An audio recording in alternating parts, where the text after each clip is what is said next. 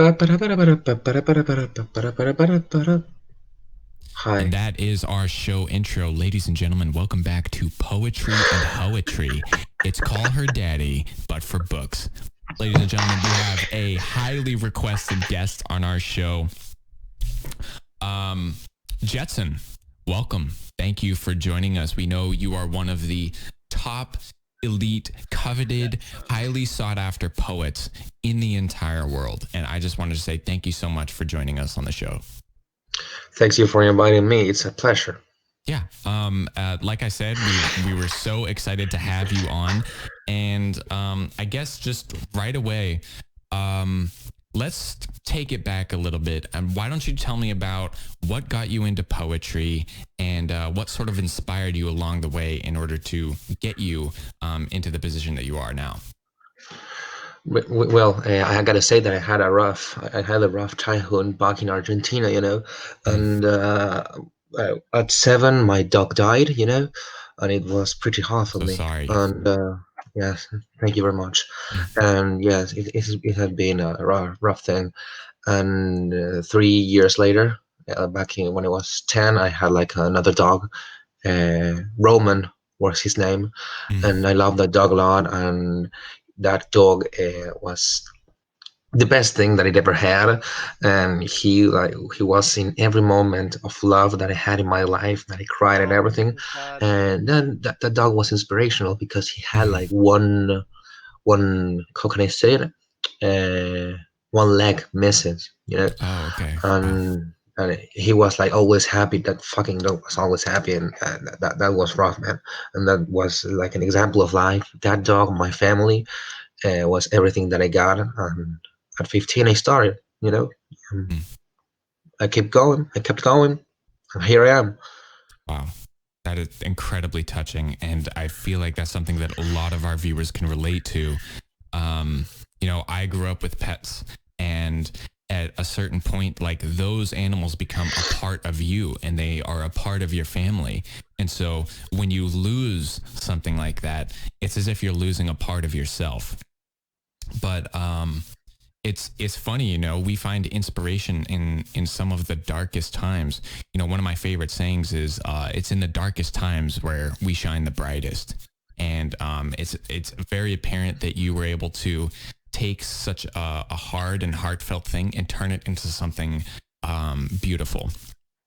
um and so why don't we talk a little bit about your first book, Shades of Summer, because I think that's kind of what set it all into motion for you. And so I was the dog sort of the breaking point for you to start writing these beautiful poems, or like what really inspired you?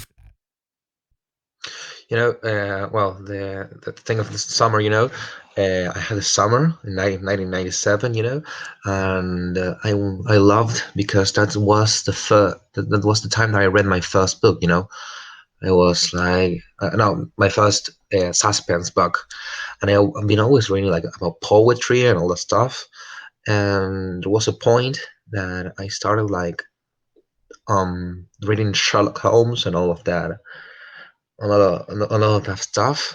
And I tried to make like a character that was like dark and was like precisely that had a lot of problems in life.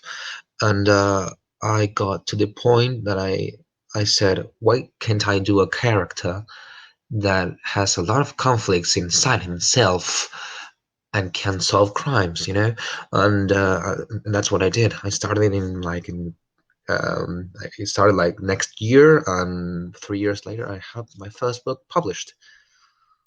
Wow. And that is just an example of making something from nothing. And just the fact that that book immediately took off, shot to the New York Times #1 best-selling position, really, really inspirational. And so when you are creating these characters, are you sourcing that from any real life inspirations, or is that just stuff that you think of just out of nowhere? There's a 50-50. There's like a kind of inspiration from real life, kind of inspirations from what I read, and just things that maybe I would do or I wouldn't do. Mhm. And from that part, I start creating the character, and I try to be like the character has the power to make decision to change his life, and at the same time, be so stupid. Sorry for the word. Be so stupid in some aspects of life that he can't control.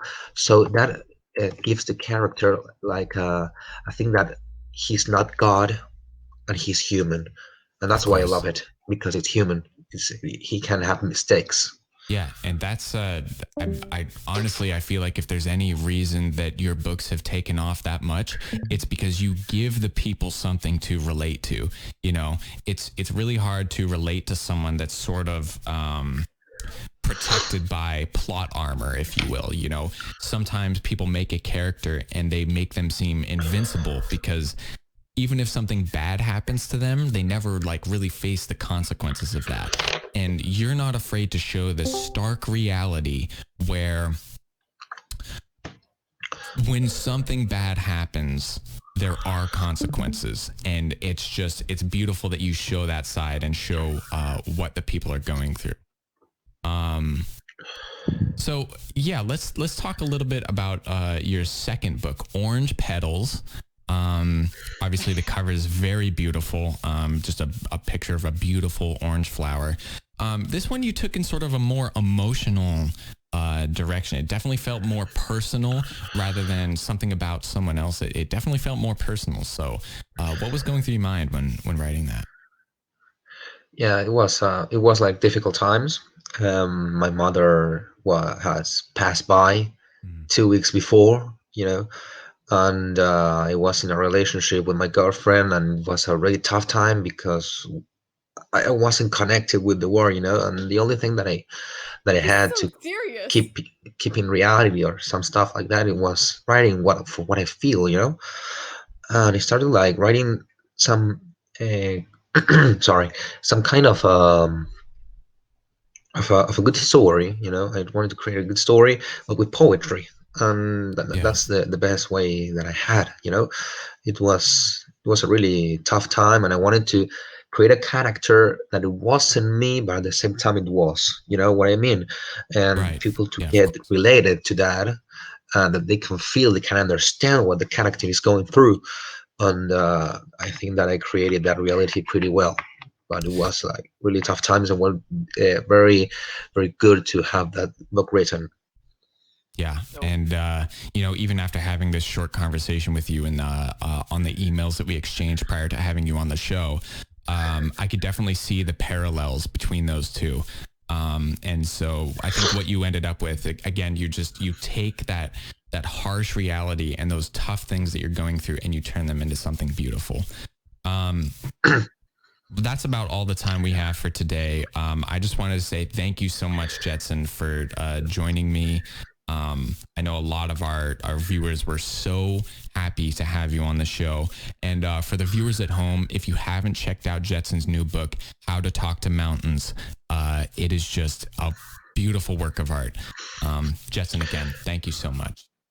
Thank you very much, David. Have a nice day. All right, you too. What the fuck? You're so great, dude. You made Bro, my day. bravo, man.